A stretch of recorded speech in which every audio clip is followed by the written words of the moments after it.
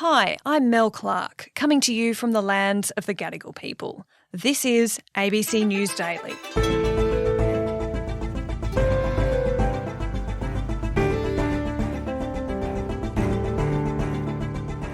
Ten years ago, Julia Gillard stood up in Parliament and called out the sexism she'd been subjected to as Australia's first and only female Prime Minister. It struck a chord with women and became known as the misogyny speech. Today, 7:30's chief political correspondent, Laura Tingle, on the significance of that moment and what it means now. And a warning, this episode contains some coarse language.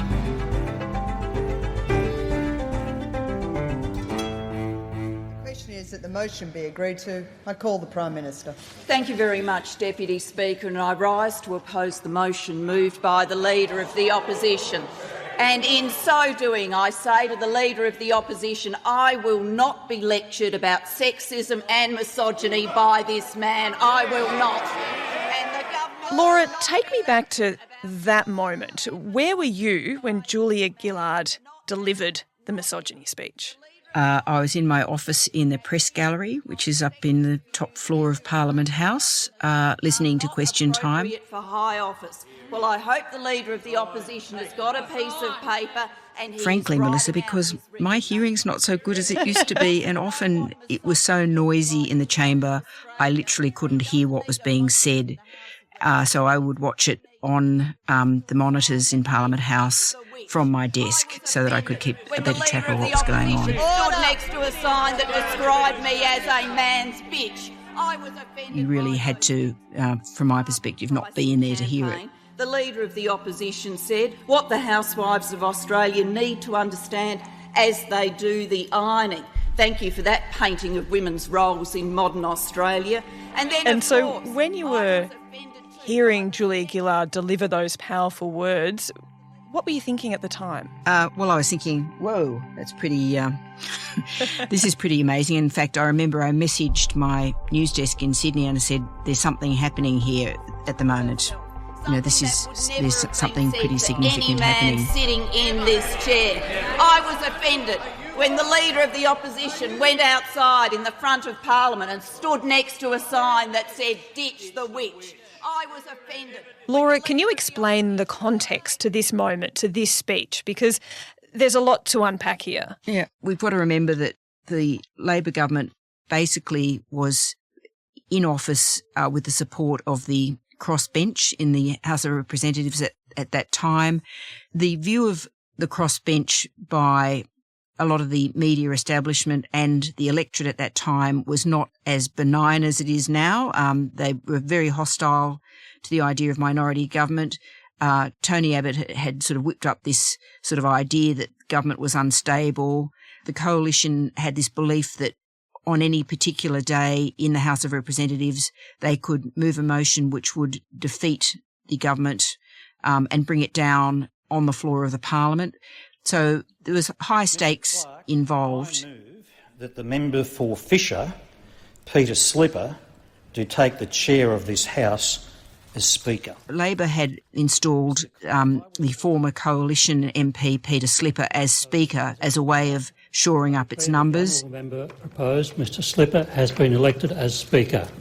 The appointment of Peter Slipper was to have a Liberal in the Speaker's chair so that they didn't have to have a Labor MP in the Speaker's chair and they would have an extra number on the floor and that would make their minority government a little safer. That was the rationale? That's right. So you put a coalition MP in the Speaker's seat and you're effectively depriving the coalition of a number in the very finely balanced Parliament. But Peter Slipper was under intense attack from his former colleagues in the coalition. And on the day of this speech, a story had appeared which sort of had some very, reported him with some very offensive language about women. All allegations are denied. You deny that you sent your staff for inappropriate text? I've just said that all allegations are denied, and have a lovely day. And that was the speech was actually in response to a push to try to challenge the Speaker's position because of this offensive language he'd used about women. Demanding the former Liberal and married father of two resign from his high-profile position. Now, Julia Gillard, the crucial thing was that she had copped all of this appalling language and abuse that had been hurled at her, all the ditch the witch, she should be put in a sack and drowned, all that really revolting stuff. The woman's off her tree. And quite frankly, they should shove her and Bob Brown in a chaff bag and take them as far out to sea as they can. Possibly it could read, if we were going to be politically correct, that Julia is Bob Brown's female dog. Well, the crowd here has been calling Julia Gillard a bitch, a dictator and a liar. Opposition leader Tony Abbott joined the demonstrators. I look out on this crowd of fine Australians. The view had been in Labor ranks amongst Labor women. They wanted, and Julia Gillard wanted to be judged as a Prime Minister, not as a female Prime Minister. And they tried to ignore all of this appalling stuff. They thought, that it was sort of a minority view and you only encouraged it and gave it sort of status if you addressed it directly. What snapped that day was she just decided, no, I'm not going to do this anymore. And she recalls that she went to her chief of staff who was sitting in the advisor's box when this motion was put by Tony Abbott to talk about Peter Slipper's behaviour, to say, I'm going to take this as in the government was going to accept the fact that there would be a debate in the House rather than close it down. She said, I'm going to take this because I don't want to, I'm sick of this shit. Like in modern Australia, he doesn't need a motion in the House of Representatives, he needs a mirror. That's what he needs. Let's go through the opposition leader's repulsive double standards, when it comes to misogyny and sexism. We are now supposed to take seriously that the Leader of the Opposition is offended by Mr Slipper's... Did you get any sense of how the Coalition was reacting to the speech at the time in the chamber? Do you think they had a grasp of how big this moment would become? I think they were shocked that she fought back. I remember seeing the shots of Tony Abbott, who sort of went all sort of still after a while. And Julia Gillard was, one of the last great parliamentarians. And she made her name really as a parliamentarian by some absolute sort of crushing speeches, on the run.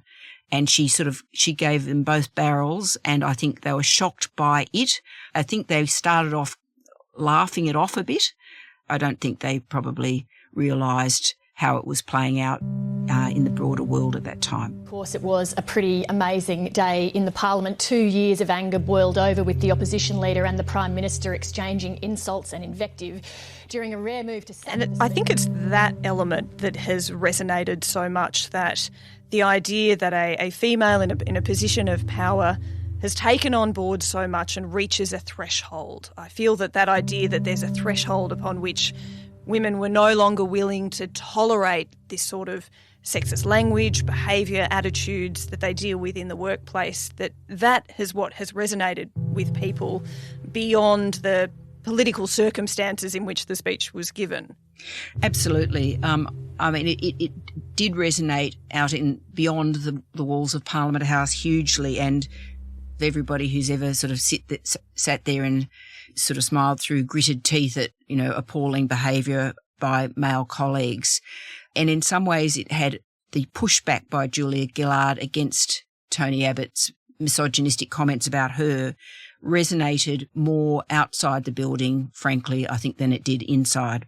I was a reporter in the press gallery at the time as well, and I recall the intense focus on the status of the minority government, and the Coalition had, as you mentioned, created this impression that it could fall at any moment. So this debate about the numbers that kept Labor in power were central to the stability of the government.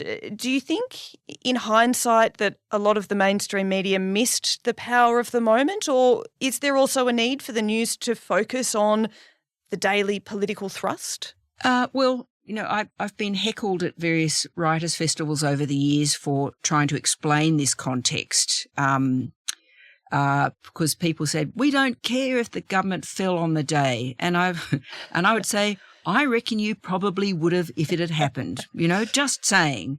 And our job is to report on, the status of the government. The idea that the government was going to fall was a pretty big one, to me. It still is 10 years later. I think, having said that, I think back on it a lot and everybody agonises about it. I think that a lot of my male colleagues didn't recognise it, in its social context. I know I certainly had terrible trouble getting it mentioned in the newspaper I was working for at the time. It wasn't considered a standalone item or worthy of treatment on the basis of its content alone. No, not even as a moment of parliamentary drama. I don't think it sort of featured in the sketch of the day either. I think a lot of the blokes did miss that. It did raise questions about whether the gallery was out of touch. We had become very focused for 10 years or 20 years on the economic agenda and then on the national security agenda.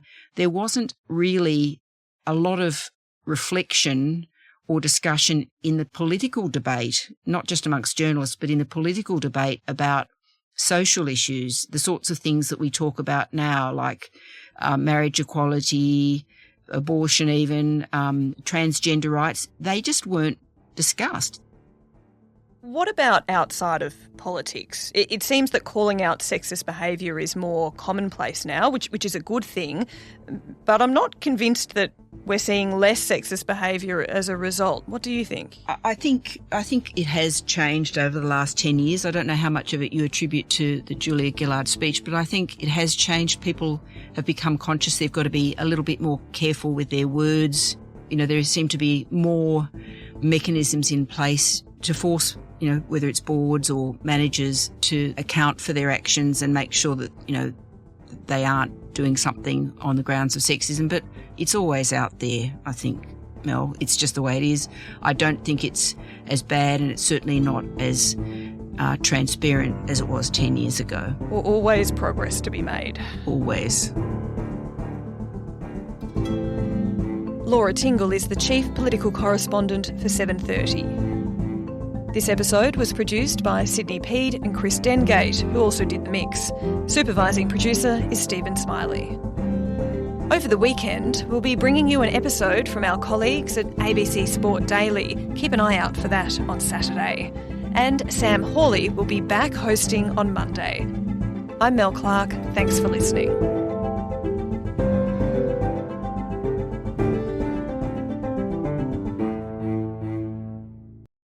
Subscribe to listen to more free podcasts or download the ABC Listen app and stream ad-free.